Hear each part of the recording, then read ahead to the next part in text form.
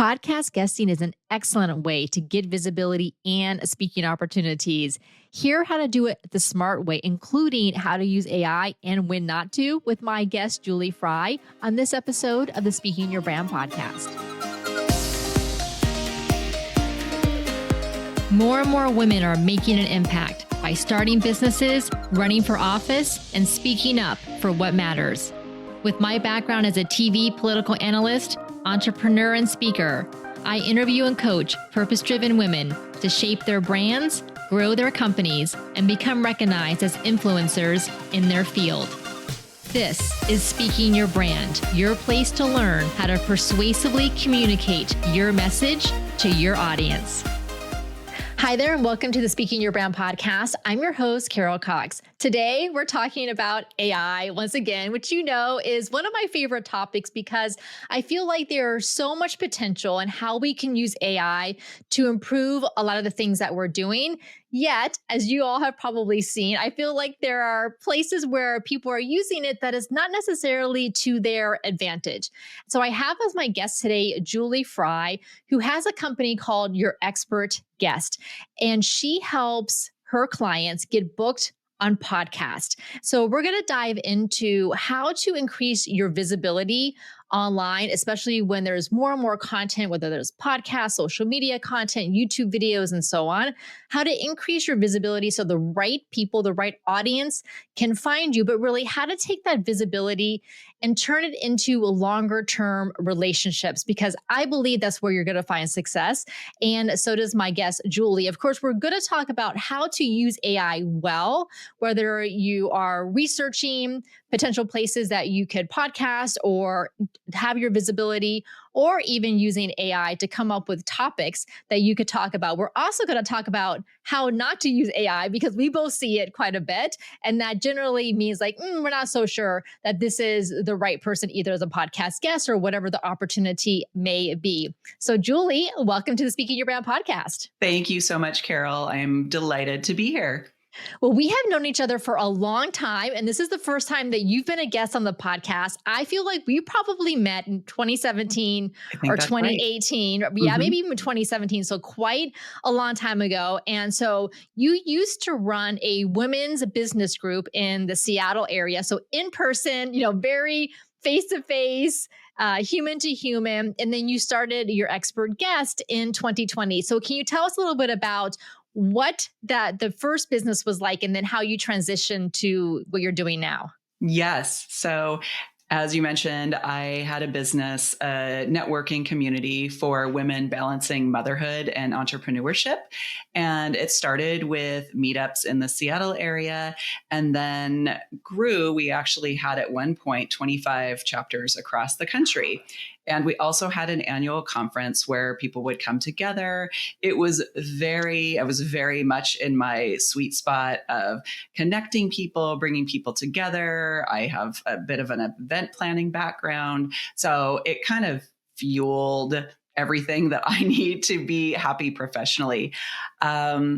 And I did that for 7 years. So towards the end of 2019, I started to get those murmurs of wanting to perhaps explore something different. And so I started the process of selling the business to one of my chapter leaders. That finalized in January of 2020. And we all remember what that time was like. So I took some time to think about what I wanted to do next. Was it go get a corporate job? Was it start another business? And as we got further into the spring, I still remember March 13th was the day that our school sent home the email saying that we're closing school for 2 weeks to deal with this outbreak. And, little did we know that a year and a half later, that would be when our kids actually go back to school. So the reality was I had a lot of speakers in my network, and they relied on speaking on stages for their visibility. And so when live events started shutting down, there was a lot of panic. There was a lot of panic just among entrepreneurs in general. So I thought one day I was walking my dog and I had that sort of light bulb moment of, oh gosh, I wonder if my speaker friends could go on podcasts to maintain their visibility. And I had been a longtime podcast listener. I had been a guest myself on many podcasts and seen the financial impact that it can have on your business if you're on the right podcasts. So that was really the genesis for this business starting. And since then, it's grown organically. We're a team of 5 now, and we work with women business owners, speakers, and authors to get them booked on podcasts. Oh, that's great. And yeah, I remember that time when all the live events first were like, well, we're just going to postpone it until August or to the fall, right? And then it was like, no, I don't think we're going to be doing it this year or in the next year. So definitely a lot of pivoting. Yeah, rough time for sure. Yeah, 2020. But we're back. And so as I mentioned in the intro, visibility is incredibly important as an entrepreneur, a small business owner, a speaker, an author, because of course we want people to be able to find us. But it feels like the internet is even more both siloed and scattered than it ever has been. And I know back, Julie, when we first met, I could probably count on 2 hands the number of podcasts there were focused on women, like small business owners. Right. There were not that many. And then there was just like this explosion, which is wonderful because I love podcasting. I love the medium of podcasting like you. I love listening to podcasts, but there are so many of them now, right? That, like the audience is definitely kind of all over the place. And so thinking of someone who wants to be a guest on podcast, and let's assume that they're familiar with podcasts, they listen to podcasts, so they understand the medium. What is the first place that you start with them when they come to you and say, okay, I'm ready to be a guest on podcasts? Yeah, the first thing that we always ask is, what's your why? Why do you want to be a guest on podcasts? Because it's easy to get caught up, especially if you're a newer business owner, to get caught up in what the given trend is at the moment. Like, remember back when Reels first came out on Instagram and everybody was dancing and pointing at the captions. And so everybody started doing that, but not really having an intention as to what their desired outcome was from that. So we always start with, when we have a new client or a new potential client come on board, part of that discussion is, what does success look like for you as a result of being on podcasts? Is it you're wanting to book speaking engagements, which it can be a direct stair step to getting booked on stages? Is it to get visibility around a new book that you have? Is it just to maintain evergreen visibility for your business? So understanding that why is really the first step. And then Julie, then I know that you work with them to determine what are the best topics for them that they could pitch, and what types of podcasts, the genres, the audiences that would be a best fit for them. So you go through that process with them. And now let's dig into the AI part of it, as I teased at the beginning, because I know as a host of a podcast, I get pitches all the time for people who want to be a guest on the Speaking Your Brand podcast. And of course, they find the podcast in directories or what have you, and send those standard, very templatized emails, because they usually will mention a recent episode, right? Yeah. Like, I so much enjoyed. I love that episode. Yeah, I know that you just got the title, whatever, from that. So we know as the host on the receiving end, like, we know these things. And so that has always been the case, these kind of templatized version. But now I feel like AI, it has lowered the bar, because now it's so much easier for anyone to be able to write pitches and do the research and send them. So how do you approach using AI, and what have you seen either worked well or have not worked well? Yes. So we definitely use it in our business. Where we tend to use it, and what I would recommend to your listeners, is there's a few different places where AI can really help. So for us, when we are onboarding a new client and we record our calls, they have an intake form that they complete. So let's just pretend that it's you, it's Carol, you're thinking about getting on podcasts for the first time, that you could pop into AI and whatever service that you use, your website, what your expertise is, what you are known for or want to be known for, and who your target audience is, and ask AI to design a general podcast visibility strategy for you. It is a starting point. It is not the end point, but sometimes having a basic outline and structure that then you can build from really makes it more likely that you'll actually do the work. Rather, it's like if you were writing a book. It's hard to just look at a blank screen and start. But once you have a framework, then you can build from that. So we absolutely suggest that. The other thing that's really helpful is oftentimes podcast hosts want you to submit a pretty short bio. And many people, because they're super academic and they've accomplished all these things and they have a 500-word bio, that does not fly for most podcast hosts. So I created a GPT that is in our voice of how we like to see our clients' bios. And then if we have a really long bio, we'll pop it in that. And then it spits out a nice 50 to 75 word bio that's a little bit better. Again, still need that human evaluation, still need to do some fine tuning, but it gives you a great place to start. Those are excellent examples. And they're both, like you said, having a place to start or fine tuning what you already have to either make it shorter or to repurpose it in one format or another. I know that, I've used ChatGPT since it launched, so it knows me and Speaking Your Brand really well. So I'll ask it similar, like, okay, write a bio for me that is focused on this part of my career versus this part of my career. And then it, can to do that, but then it will make some up sometimes. Like, right. Like, and then I'm like, I don't think I've been in Fast Company magazine, but thank you so much for thinking that I haven't. Right. So it would be interesting to find out what the craziest hallucination is that AI has ever given you. Yes. Yeah. So I was like, so you definitely need to check it, right? Because you just never know what it's going to say.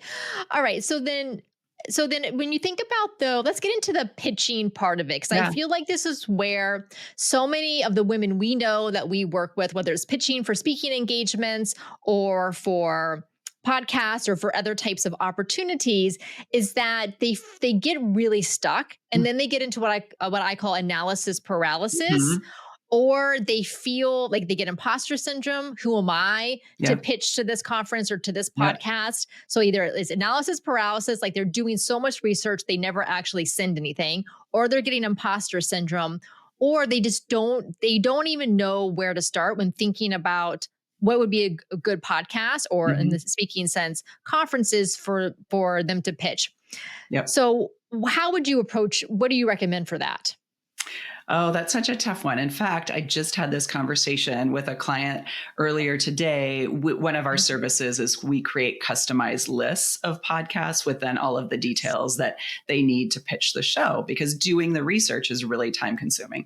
So anyway, I checked in with her because we delivered that list, and I told her I'd follow up in a few weeks to see how it was going. She said, I've pitched the host that I have a warm relationship with, but I am having an obstacle. I'm having a hurdle getting started with the cold ones. And it's true. Like, most people, pitching is not on their top 5 list of things that they love to do in their business. So step one is just kind of scheduling the time, putting it on your calendar so you know you have to do it, and almost taking yourself out of yourself and like having an out-of-body experience. Like, think about you're pitching somebody else, because it's always easier to shine a light on somebody else that you know and how great they are and why they'd be a perfect fit for an opportunity. But for some reason, as women, we have a really hard time doing that for ourselves.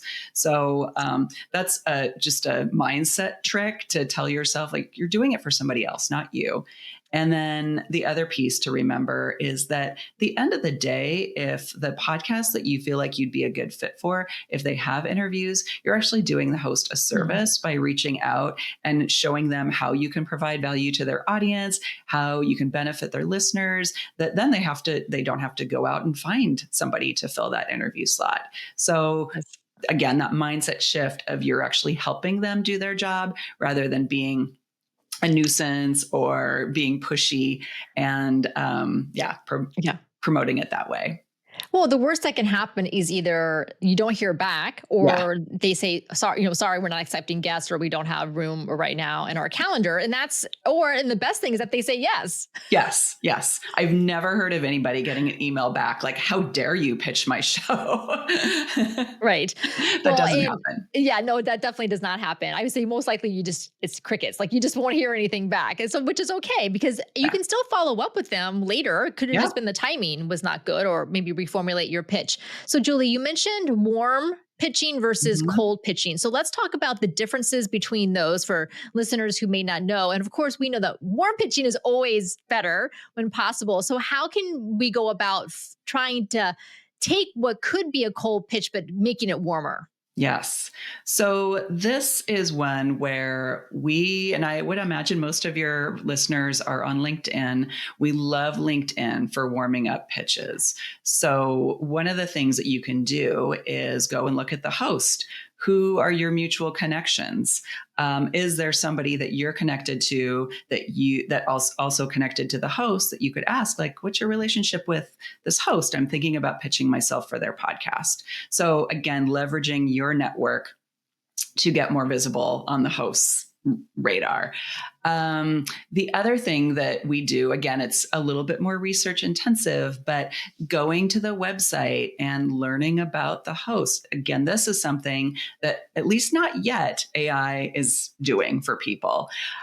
It may be possible in the future through AI agents and that sort of thing. But for now, you can go to the website, look at their about page, look at what are their services. Like for me, for example, I know that you have an AI visibility and automation program that you run. So I want to do everything in my power on this episode. And when I share it, to amplify that you have that offering because that helps you, right? And for all of us to be successful in business, it's that go-giver principle that you want to be helpful and give first before you're thinking about how does this benefit me. So I always recommend looking at the about page on the website, looking at what the host does, what's their business, what are their offerings, are there ways that you can help them and support them, and offering that up in your pitch. The other piece is if you have a podcast yourself and you would love to be open to a swap, then putting that, front and center in the pitch. That's a good way to get a host's attention because most of the time hosts are very interested in going on other shows that have a similar audience. Yeah, those are excellent recommendations, Julie. Yeah, LinkedIn is my go-to social media platform, the one that I use the most because I feel like it is really good for creating these professional relationships and finding those people that you have in common. One thing that I have done is if I find a podcast that I am interested in being a guest on, is I see if there's any of their prior guests who I happen to know. And then I will send an email to that person I know who's been a guest and say, I saw that you were a guest on such and such podcast. How was the experience? And would you be open to doing an introduction for me? Yeah, that's a great one. Yeah, that works really well. All right. So then, Julie, you mentioned that you had this one client who you did the research and you gave them the list of podcasts that they could pitch. Now, with the work that you do with clients, I believe you also have a service where you do the pitching on their behalf, correct? So you're reaching out to podcast hosts. So what is your approach with that? I know you're not using AI to write those emails to send to the podcast host. So what is your process and how do you build relationships with hosts so that you can make it more likely that your clients get booked on those podcasts? Yeah. So for one, we have a more narrow focus. We don't just work with everybody. We work with women entrepreneurs and mostly service business owners. So that kind of narrows the playing field of the hosts that we have recommended guests to, that have shown up, had done a great job, and then the hosts like to accept other guests that we recommend to them. So that's how we've kind of built and nurtured that network. There's also that human element of just staying in touch. We like to send cards. We like to send thank yous. We like to just check in and send an email like, how's everything going? So that human element of building the relationship will always be forefront and center. So other things that we think about when we are pitching hosts and writing those pitches is taking the emphasis off of our client and putting it on the host and their audience. So we already know that there's alignment when we're pitching somebody, but by kind of shining the light on what they're going to get out of it and what their audience will get out of it, that what's in it for me. And obviously we highlight in a short way the client's credentials and make it easy for the host to check them out and see what do they sound like? What's their social media presence? And then most importantly, we let them know how we will promote the episode when it goes live, both us and our clients. So you're right. We don't use AI when we write our pitches. We have a standard framework that we use and then customize each one as we go because each host is different. Well, I really like this approach of thinking about what's in it for the host. How can you add value to their podcast and to their audience? And I'm thinking even for my own podcast, this is episode, 446. So it's a lot of content, yes. But I feel like I've just talked about a certain topic and it has actually been maybe a year and a half, 60, 70 episodes ago or more that I have specifically addressed that topic, either myself in a solo episode or with a guest, but it's in my mind, it feels fresh, but for people coming new to the podcast, they're not going to find that. So I imagine, and this is a tip for anyone out there who is pitching either for yourself or on behalf of someone else, maybe look at the podcast and say like, where are there gaps in their content that you could fill with your topic that they haven't addressed yet, but that their audience could probably benefit from? Because I know there's gaps in my content in the past 6 months or a year that I haven't addressed or haven't addressed recently. Yep. That's part of what we do as well is look at those gaps, look at something that they haven't talked about in a while, or have they ever talked about it? And they should be talking about it. So doing that reconnaissance on your end and looking at that episode history is definitely key. Yeah. So I'm going to give a +1 here for not using AI to write your pitches. And here's the thing, like I love ChatGPT. I use it a lot for brainstorming and ideation for things that I'm working on. And yes, I will use it to write the show notes for this episode from the transcript and things like that, because what I tell myself is that I wrote 400 episodes of show notes. I think I've mastered that activity. I think I can give it to ChatGPT and it can do a great job because it's still in my voice, right? So I'm like, okay, I can do that. So I let myself off the hook for that. But I will say I am working with an event that is currently accepting applications for speakers for the event. And we're going through the applications and we can tell every single one was written by AI. The problem with that is that even though it's beautifully written, right? Like the in a world of blah, blah, blah, and the cadence and the sentence structure is really well done, as ChatGPT does. The problem is that even though every topic is different, so everyone's has a different topic, even wildly different topics from each other, they all seem the same. They all seem like the same topic. And so I would much rather have someone write an email or submit a speaker application that it's not 100% grammatically correct, that has some clunky word choice or sentence fragments or what have you, but shows their personality. Because I feel like even if you have ChatGPT trained on you, like it knows you, it still has a certain way that it writes that you can tell, people can tell when they've done enough of it.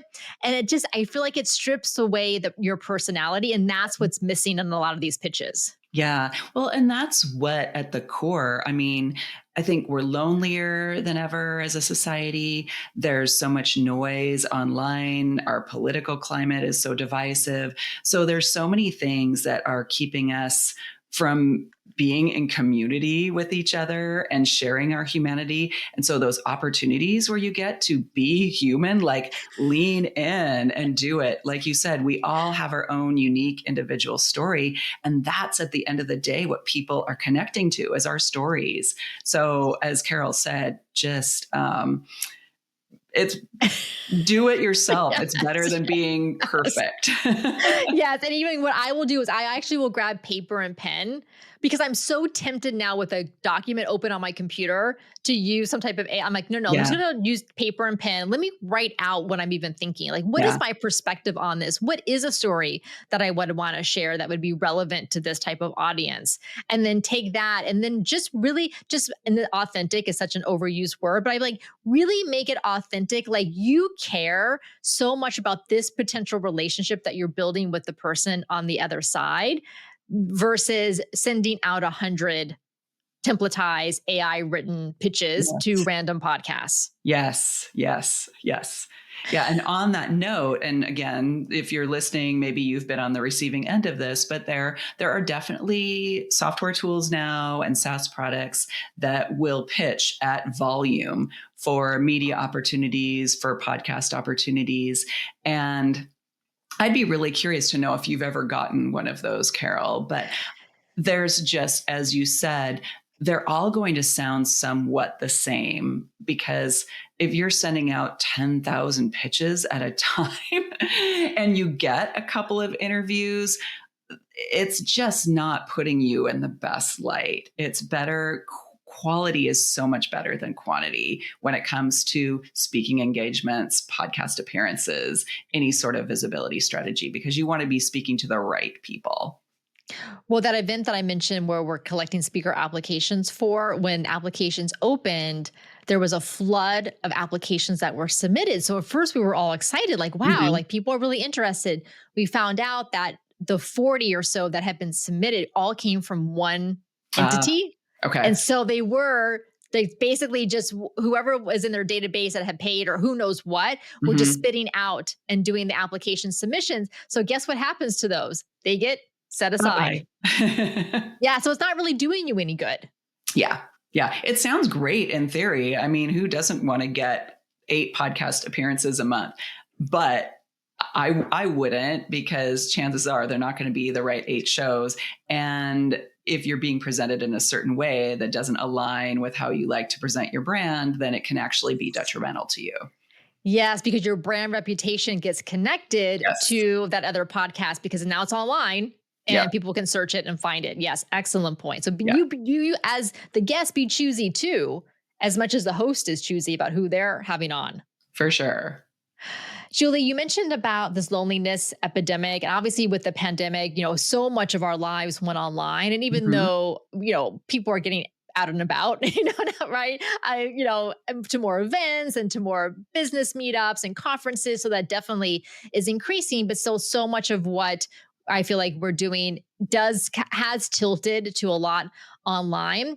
But so how can we kind of make sure that we are still building these human connections, these human relationships with each other online to support each other and to provide value to each other, especially as these AI tools get more sophisticated. OpenAI just released their new Sora 2 app, which is like a TikTok style app that it's all AI generated short videos. Like you could put your avatar in it and put your friends' avatars in it. And I see this as being very popular and addictive for a lot of people. Have you used it, Carol? No, I have not gotten an invite as of the time of this recording. So I definitely will check it out because I'm curious. I don't use TikTok myself because I prefer podcasting and reading. I'm a long form content girl. That's what I like. So let's talk about the kind of podcasting itself and why podcasting is such a great medium, not only for building relationships, but also for visibility and attracting clients and speaking opportunities. Yeah. So as you mentioned, it's amazing long form content. And I'm the same as you. I'm not on TikTok because I already feel like my attention span has gotten shorter than maybe it was 5-10 years ago. So I don't need anything making it even shorter. So you, and as a host with 450 plus episodes, you know the power of the connection that your listeners create with you. They really feel like they get to know you when they meet you in person somewhere. They feel like they already know you just because of these snippets of your life that you've shared along the way with them. And so whether you're a host or whether you're a guest, you're getting to connect one-on-one with somebody. So we had a call before we had this interview, and we'll continue to stay in touch after this, but we're planting the seeds of building a relationship every time you go on somebody else's podcast. I always tell my kids, be interested, not interesting. And by being interested in other people and showing them that you care about them and their stories, it automatically creates that desire for getting to know you better and building a relationship. So podcasts are such a great way to do that. And when you go to a networking event and you're getting to talk to a bunch of different people, there's still just these short little, 30-second to a couple of minute conversations where you don't get to go very deep. But when you're having a podcast conversation, you're getting to talk for 30, 45, 60 minutes. So you do get to go deep, and that it feels really good. When I get done with a podcast interview, I always feel like my bucket is full. I'm an extrovert. I really like to talk to people. I know a lot of introverts like podcasting because they don't have to go out and talk to people and be on, but it really does fill my bucket. And I just feel like it's such an important piece of how we can continue to embrace our humanity and connect with each other.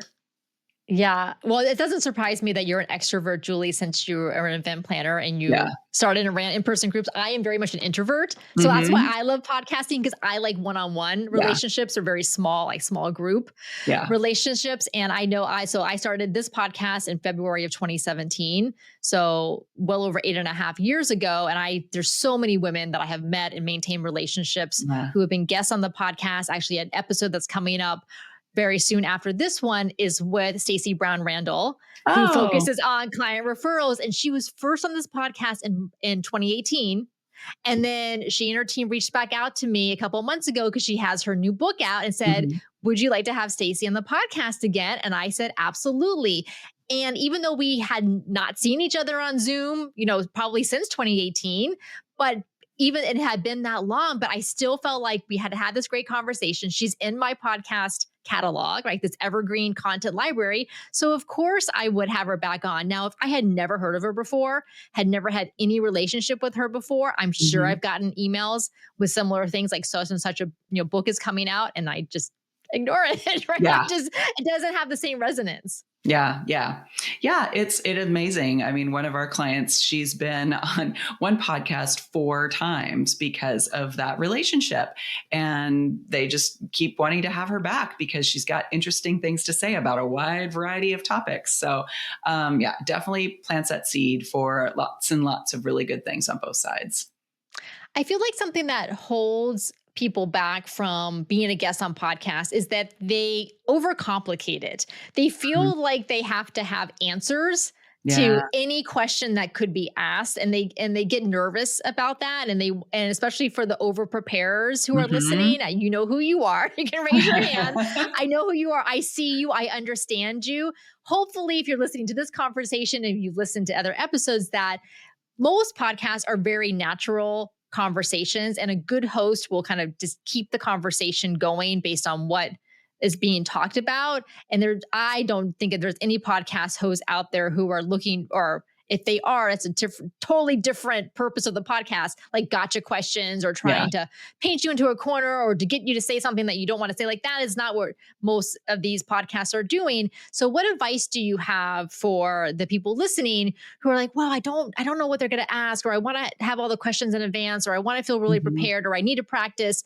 and I'm just not sure what to say? Yeah. So this is another one where if you are a perfectionist and like to know what's coming, this is another place where you can use AI. So you can go to the host website, grab transcripts. You could grab a couple, pop those into AI, and then tell it, I have an interview coming up on this show.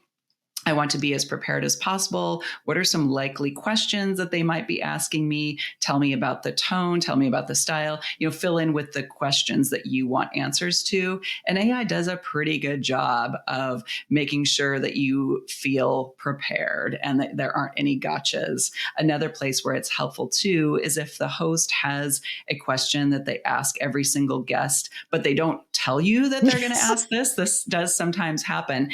It will get caught in that AI prompt. So that's a great way to use AI, especially if you like to be uber prepared. That has happened to me before where they're like, oh, what's your favorite book? Or who's your favorite woman role model? And of course I have some, but in the moment I'm like, oh, I don't know. So yes, it's happened to me too. Yeah. And that's the thing. Like sometimes it happens. And so you can just think of something or just say, oh, that's a good question. Like there's a lot of them that I know or something. Nobody is going to find you online and say, I can't believe you didn't know the answer to that question. Right. Yes. And so, when we work with our clients, we build out their signature talk for them. And what I explained to them, this is your foundation for what you want to talk about. So obviously you're not going to go and deliver your talk when you're a guest on your podcast. But if they ask you well, how do you work with your clients? Or what's a client journey that someone has been on? Or why would someone, have this problem, and what would you tell them? We've already thought about that and mapped it all out on your talk. So you have the answers are there. And when someone's like, you already know your content, you know what you do in your business, you know who you help, if you wrote a book, what's in the book. So just talk from that. It doesn't have to be perfect. It doesn't have to be this perfect 30-second soundbite. Because back to this idea of authenticity and humanity, we want even some of the messy parts, or oh, I was just telling a story, but now I just forgot why I was saying that. That's okay. I listen to really big name podcasts, and that happens sometimes to them. Yeah, absolutely. Done is better than perfect. With everything. Yes. Yeah. And the more you do it, the easier it gets. I promise. It really does. I remember the very first podcast I was on, I think it was January of 2016 or sometime in 2016. Yeah, very, very early. And I'm still in contact with that host who runs that. I don't know if she still has her podcast or not, but I'm still in touch with her and she's great. And yeah, I was nervous because I didn't have my own podcast at the time. That was the first podcast I had ever been a guest on. But it gets easier the more that you do it. So just if you keep putting the reps in, then any one podcast appearance is not going to be a make or break it for you. Absolutely. Yeah. I also, my first podcast appearance, I did every single thing wrong. I didn't listen to an episode beforehand. I didn't share it when it went live. I didn't have a microphone, right? It was just did everything wrong. And we're still friends. Right. Yes. Yeah. It's okay. Oh, that's okay. So having a good microphone is important if you're going to be doing podcast interviews. If you just do one in your life, ever, then don't worry about buying a special microphone, but you definitely should have a good quality microphone and have a nice setup for that. And Julie, I'm sure do you have resources on your website about that? Actually we don't, but the podcast that we send any of our done for you clients is the Samson 2QU. Just plugs right into your USB. You can get them for under $100. So that's a great one. And the ATR 2100, I know people really like too. Yeah, I used the ATR for years until I got the Shure, which is what I'm using now. But that was about a year ago. Yeah, and that's a step up. Yeah, that's a step up. I mean, the Shure is probably about 300. The ATR is under 100. So you can do the under $100 podcast mics, and it makes a world of difference. It really does. Because you want to have good content, but you also want to have good audio quality, because podcasts, people are listening in their ears a lot, and you want to make sure that audio quality is high. Yeah. Yeah. All right, Julie. So what have you been your favorite, what are your favorite podcasts to listen to? Now I'm putting you on the spot because I did not give you this question. Now, I know you had a LinkedIn post recently where you asked, you're like, oh, I'm looking for some new podcasts to listen to because, it's always nice to explore different things. So I guess tell us what genres do you Yeah. listen to a podcast? And do you have any either favorites from even if it's a while ago or any current favorites? Yeah. So I've really shifted it up a lot. So Mhm. I don't do much direct client work anymore. So I'm not doing as much research on podcasts that our clients might be guesting on. I'm just going to pull up my phone here. Yeah, no, I'll So pull mine up too, and we'll let the listeners know what's in our my queues. favorite genre is comedy. And so my go-tos for comedy are Conan O'Brien Needs a Friend and Good Hang with Amy Poehler. So big names. I do like to mix in the smaller independent podcasts too. Mhm. I've Had It. Have you listened to I've Had It? No. Oh my gosh. I suspect that you would love them. They are two Oklahoma suburban moms. One is an attorney. It's a political podcast and they are hilarious. They could be comedians. I know they also have a book, but I love I've Had It. I just started listening to that. So speaking your brand, there you are on my player. For business, I like female focused, women focused podcasts. So I like Speaking Your Brand. I like Sales Maven. Mhm. Those are kind of the two for business that are at the top of my list right now. And one that I listen to a lot is Nothing Much Happens, Bedtime Stories for Grownups, for when you wake up in the middle of the night and you can't go back to sleep. And I pop my earbuds in and put that podcast on and I go right back to sleep. Oh my God, I needed that last night. Yeah, it's a good one. It's a good one. It's kind of on heavy rotation these days. That's a great idea. I have a Kindle, so I will read with my Kindle before I go to bed at night, and then I wake up and it's like laying next to my head, and then I try to find a relatively boring book to read when I wake up in the middle of the night to put me back to sleep. Like nothing that's really interesting, because if it's interesting, I'm going to keep myself awake. Yeah, and that's what this is perfect for. It's just a story where literally nothing happens. Like it talks about the snow-covered path that you're walking down along a fence, and it's just very soothing, and it puts you back to sleep. Oh, okay. I'll definitely have to check that out. So probably no surprise, but maybe I need an intervention as I listen to way too many politics and news podcasts. Right? Okay. Yeah, I didn't go very deep on what I listened to there, but there are quite a few. And okay, so here's how I justify it is that I want to stay informed. I really have, I think I've calmed down a lot this year, and I think I've been through like the 5 stages of grief. So I'm in like the, not acceptance in the sense that I like how things are going, but more like acceptance. It's going to be chaos and we're never going to like what is going on a day-to-day, week-to-week basis, but we have to keep moving forward with our businesses, our relationships, all of that, while doing the best that, the help that we can where it's appropriate. So, but I listen to the politics podcast because I feel like they're my friends. Is that parasocial relationship? Because I've been listening to them for like 8 or 10 years now at this point, off and on. And I feel like listening to them helps me to feel less alone in what is going on. And I would rather listen to an hour and a half long conversation they're having, which gives into more depth and nuance than just reading headlines. Yes. That is what's going on. So that's how and it actually makes me feel better.